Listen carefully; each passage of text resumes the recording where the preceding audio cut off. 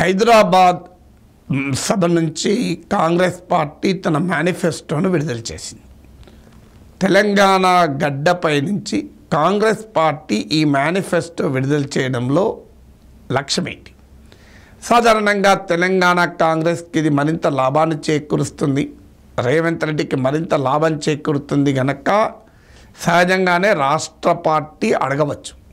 కానీ రాష్ట్ర పార్టీ అడిగినంత మాత్రాన ఏఐసిసి తెలంగాణ గడ్డపై నుంచే కాంగ్రెస్ శంఖారావాన్ని పూరించాలని నిర్ణయం తీసుకోవాలని ఏమీ లేదు. కాంగ్రెస్ పార్టీ జాతీయ కాంగ్రెస్ కనుక ఎక్కడ నుంచి ఏది చేయాలో అది చేస్తారు. ఇప్పుడు రాహుల్ గాంధీని తెలంగాణ నుంచి పోటీ చేయమని అడిగినా కూడా రాహుల్ గాంధీ ఖమ్మమో నల్గొండ ఎంచుకోలే, వాయనాడు ఎంచుకొని కేరళ నుంచే పోటీ చేస్తున్నాడు. ప్రియాంక గాంధీని సోనియా గాంధీని పోటీ చేయమని అడిగినా సోనియా గాంధీ రాజ్యసభకు వెళ్ళాలనుకున్నది తెలంగాణ నుంచి పంపిస్తామన్నా ఒప్పుకోలే, రాజస్థాన్ నుంచే రాజ్యసభకు వెళ్ళారు. అలాగే ప్రియాంక గాంధీ కూడా తెలంగాణ నుంచి పోటీ అనేది ఇప్పటి వరకు కన్ఫర్మ్ కాలే.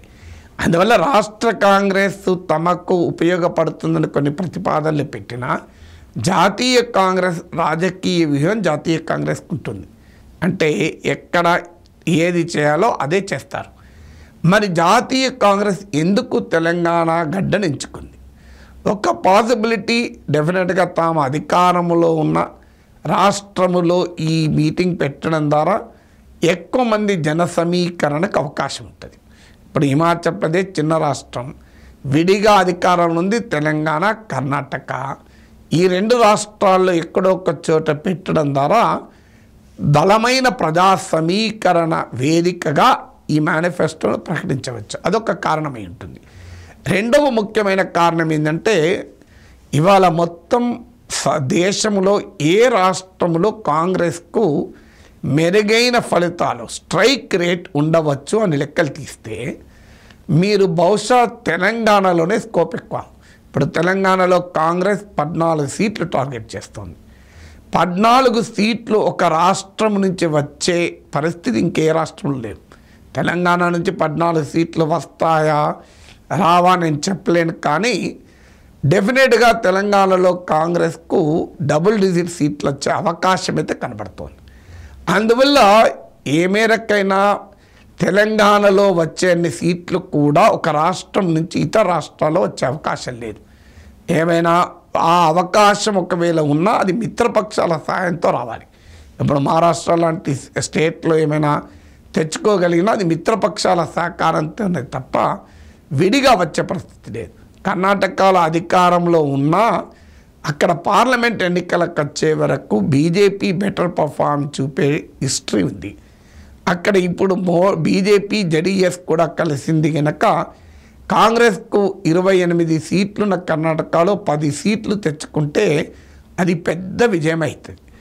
అందువల్ల Telangana will be the most performing state for the Congress.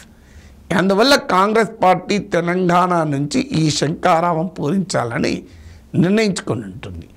మూడో ఫ్యాక్టర్ ఏంటంటే దేశం మొత్తం మీద తీసుకుంటే నార్త్ వెస్ట్ ఈస్ట్ సౌత్ ఇండియాగా మనం డివైడ్ చేస్తే సౌత్ ఇండియాలో కాంగ్రెస్ పార్టీ తన టాలీని గణనీయంగా ఈసారి ఇంప్రూవ్ చేసుకునే అవకాశం కనబడుతుంది.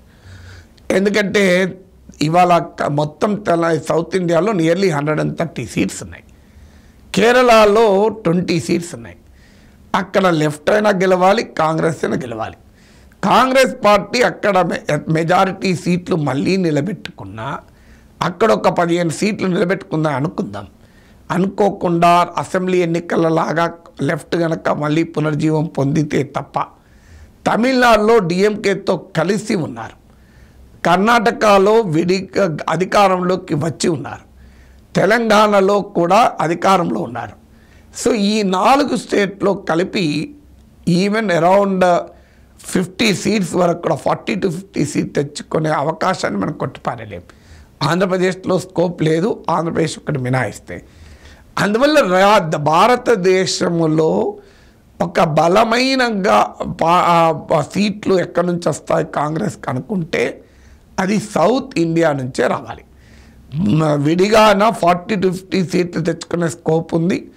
ఒకవేళ విడిగా కాస్త తగ్గిన మిత్రపక్షాలతో కలిసి 130 సీట్లలో 100 సీట్ల వరకు తెచ్చుకునే అవకాశం ఉన్నది ఇక్కడ. అంటే మీకు ఆంధ్రప్రదేశ్ 25 సీట్లలో కాంగ్రెస్ స్కోప్ లేదు. ఇక కర్ణాటకలో ఉన్నటువంటి 28 సీట్లు ఒక 15 సీట్లు తీసేస్తే ఈ 40 సీట్లు మినహాయిస్తే ఒక 90 సీట్లలో కాంగ్రెస్కి అవకాశాలు ఉంటాయి. కాంగ్రెస్ ఎందుకంటే కేరళలో కూడా కాంగ్రెస్ రాకపోతే లెఫ్ట్ వస్తుంది, అదైనా మళ్ళీ కాంగ్రెస్కే అనుకూలం కనుక అరౌండ్ 100 అంటే ఎక్కువ నెంబర్ కావచ్చు, కానీ కర్ణాటకలో భారీ విజయం వస్తే తప్ప అరౌండ్ 80 to 90 సీట్స్ ఈజీగా ఇండియా కూటమికి వచ్చే అవకాశం సౌత్ ఇండియా నుంచి ఉన్నాయి. అందువల్ల సౌత్ ఇండియా వేదికగా ఎన్నికల శంఖారావం పూరించడం ద్వారా ఒక బలమైన ఛాలెంజ్ను సౌత్ ఆఫ్ ఇండియా నుంచి బీజేపీకి ఇవ్వగలిగే అవకాశం కూడా కాంగ్రెస్కు వస్తుంది. అందువల్ల తెలంగాణ గడ్డపై నుంచి కాంగ్రెస్ శంఖారావం అనేది ఇదేదో యాక్సిడెంటల్గా తీసుకున్న నిర్ణయం అని అనుకోను. వ్యూహాత్మకంగానే కాంగ్రెస్ తుక్కుగూడ సభ ద్వారా జాతీయ స్థాయిలో ఎన్నికల శంఖారావం పూరించినట్టుగా కనిపిస్తోంది.